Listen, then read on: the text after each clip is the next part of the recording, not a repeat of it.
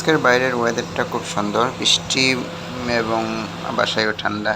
দরকার ছিল খিচুড়ি রান্নার, কিন্তু বাজারে লইট্টা মাছ পাওয়াতে লইট্টা মাছ নিয়ে আসছি।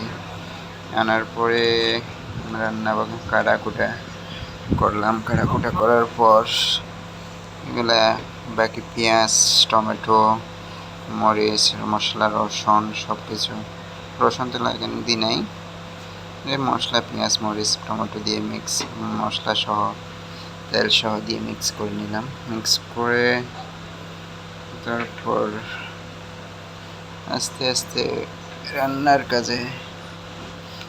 জন্য বসাই দিচ্ছে আর কি। তো সব কিছু একসাথে মিক্স করে নিয়েছি। মিক্স করে তারপর শুধু রান্নায় পাতিলে বসিয়ে দিয়েছি এবং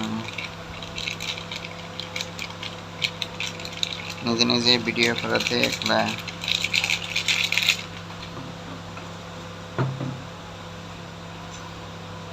পরিমাণ মতো লবণ দিয়ে দিলাম। লবণ দিয়ে টোটালি সব কিছু একসাথে মিক্স করে ফেলছি, তেল সহকারে।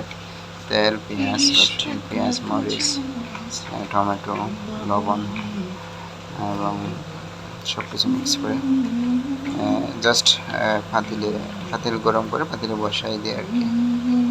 এটা আমার খুব শখের রান্না। লইট্টা মাছটা খুব সুন্দরভাবে রান্না করার চেষ্টা করি এবং খাই। আমার সাথে যে 2015-16 সালে আমার রুমমেট ছিল গালিব, সেও খুব পছন্দ করে। আমি যখন লইট্টা মাছ রান্না করি তখন গালিবকে খুব মিস করি। গালিব আমাকে লইট্টা মাছের সিজনে লইট্টা মাছের কথা বলে খুব।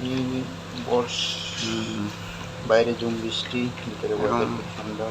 এমন দিনে সব কিছু মিক্স শেষ করে এখন জাস্ট ম্যারিনেট করি নাই, জাস্ট এখন বসাই দেবো আর কি রান্নার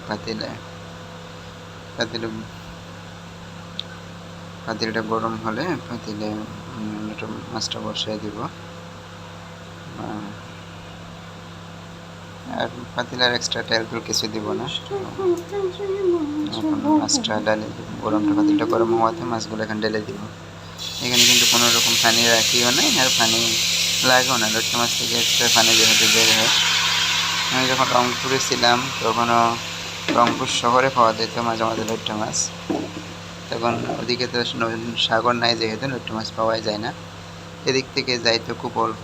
এগুলা মাঝে মাঝে নেওয়ার চেষ্টা করতাম আর কি। রংপুর আসলে রংপুর থেকে নিয়ে যেতাম এবং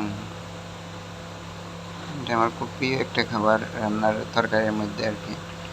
মাছের মধ্যেও বাড়িতে গেলে বাড়িতেও যতটুকু সম্ভব নিয়ে আসার চেষ্টা করি।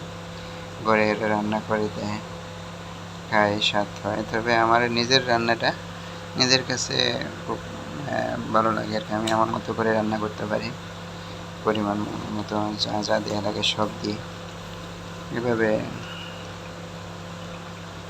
এবং এখানে আমি কিন্তু কোনো রকম পানি দিই নাই, কিন্তু তারপরেও অনেক পানি বেরিয়ে যায়। লইট্টা মাছের স্বভাবই এটা, এখানে একদম পানি। এই ভিডিওর মাঝখানে আমাকে ভিডিও করছে নাইম।